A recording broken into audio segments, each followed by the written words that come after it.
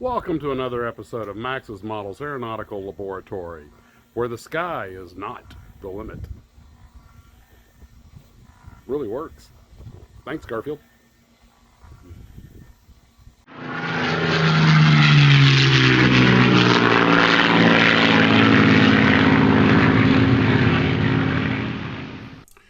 Well, good morning, Glue Troopers.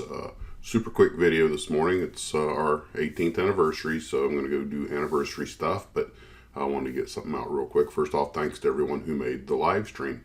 I got a lot of great feedback. During the live stream, Mike Mashat had put in the comment stream that the gunship that I was talking about, the monogram AC-47, was actually a revamp of their old DC-3 airliner. Well, our friend Paul down in New Zealand sent me a somewhat more detailed email about it, and when I got that one, I remember the one my brother had were fully camoed, but apparently that was a later iteration, and I'll just read what Paul has to say, covering the gunships AC-47 Puff the Magic Dragon. There seemed to be some doubt about the finish of this kit. You said it was pre-painted. Steve said it was molded in color. Well, I think we're both right. Confused, I looked in the subject. Seems that you are both right. There are different versions of this kit. 5 by my count, one of which did come pre-painted, which is the one that I got. I did not realize that they weren't all that way. So here's what Paul found out. The kit goes back to 1955, and it was in 1/90th scale. I always knew the scale was a little off, but I thought it was 1/72nd, which, you know what? I knew it wasn't because I have the Airfix and the MPC 1/72nd DC-3, which are the same kit. The MPC just had Airfix run a bunch of them for them. I built both kits, and one's in Pan Am markings and one's in military markings, but they are bigger. So I think I knew it was not a 1/72nd scale. I just never really bothered to process the information because blonde. But the idea was that it would work well with HO model railroads, which are 1/87 scale. Remember, this is 1955. There wasn't a standard yet. So sprues holding the smaller parts were open in the early kits, but at some point the frame was either added to the for parts protection or left in place if it was already a normal part of the molding. The kit was released as a TWA DC-3, kit number PA9, and as a C-47 Skytrain in wartime United States Army Air Force markings with paratrooper figures, and that was kit PA-11. Modified AC-47 Puff the Magic Dragon has a copyright date on the box of 1966, and there are 2 versions. The instruction sheet appears to be common to both versions, as photograph 10 has both kit numbers on it. So the first version is Puff the Magic Dragon. This has molded in jungle green and featuring Vulcan miniguns. Below the name of the aircraft, it was molded in plain dark green plastic. The second version, PA 148 through 150, came as AC-47 Puff the Magic Dragon kit name. And it says below this, major components are camouflage spray painted featuring Vulcan miniguns. And the words camouflage spray painted are emphasized and being printed in red. And yes, the box says 2-tone spray painted. The kit has wings and fuselage molded in tan, which was the underbelly. I remember is tan. In fact, I've got it right here. I'm showing you the pictures as we speak, which seems to be a bit light for the Vietnamese color scheme. Dark green spray painted upper wing surface fuselage. The tail planes, the rest of the kit are in standard dark green. This does not appear to match the 3 color scheme used on the real aircraft, although the model you were holding in the live stream did appear to have 3 color camouflage, which it does. The undersides should also be pale or gray, but they're tan, which I'm guessing was probably the color of the plastic, but I'm not sure. This version of the kit was more expensive at $1.50. The original PA-147 has been renumbered and given a new box. It's now PA-203-130 and is again molded in dark green. This is what I call the psychedelic box, as it has the aircraft name is now printed in several colors.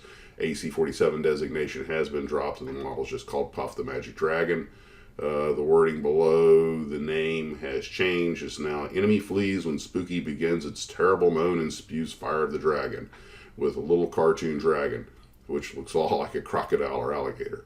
The box carries a copyright date 66 and 67, according to monogram models by Thomas Graham.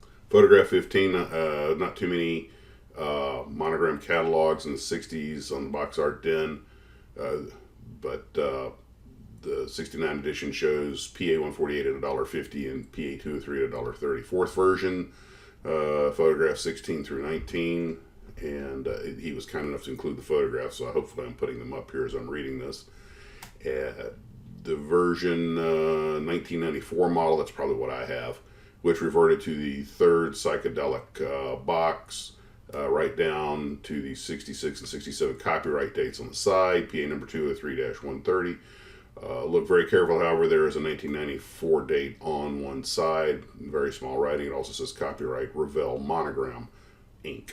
Again, the model was molded in plain dark green. Well, no, mine came pre-camouflaged, so I guess mine must have been the other version.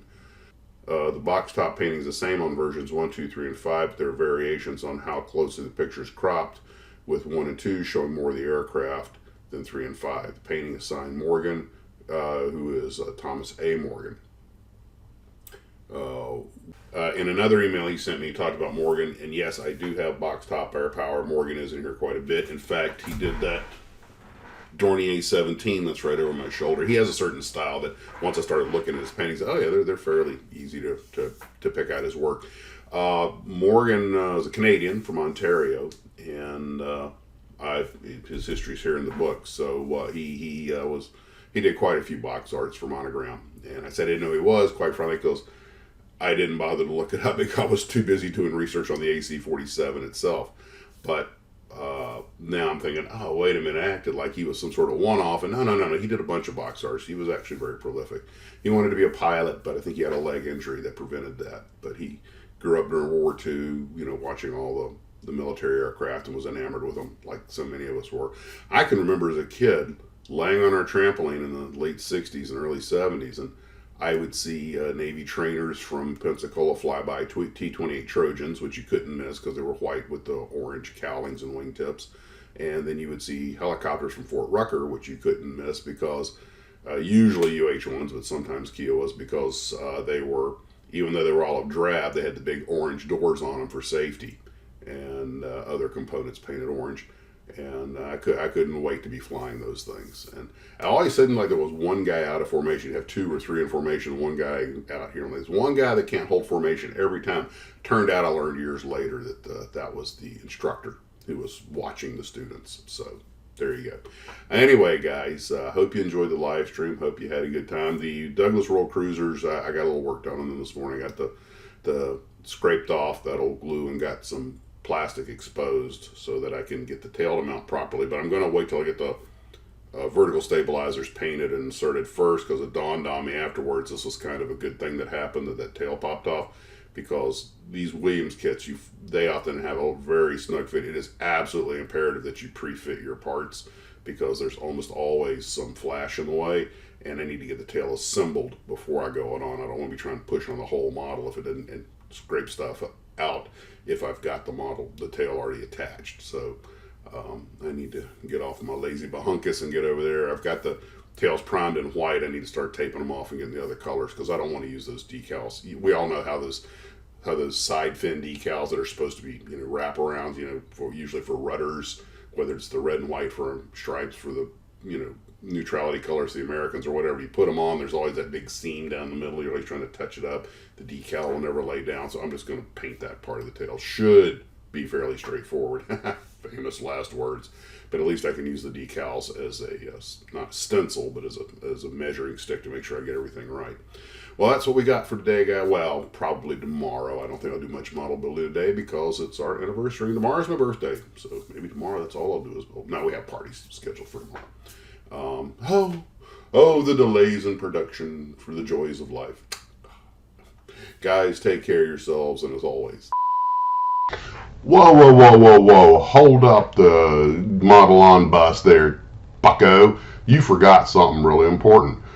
My brother sent me this link this morning. It's from a kid in the 70s who was making home movies with his 8mm camera, which I did also.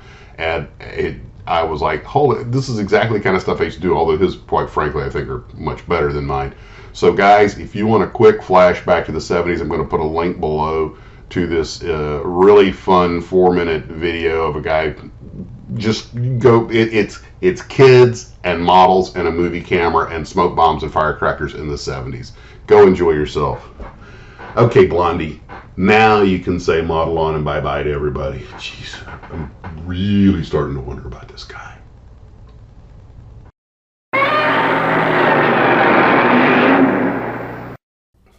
Guys, take care of yourselves, and as always, model on.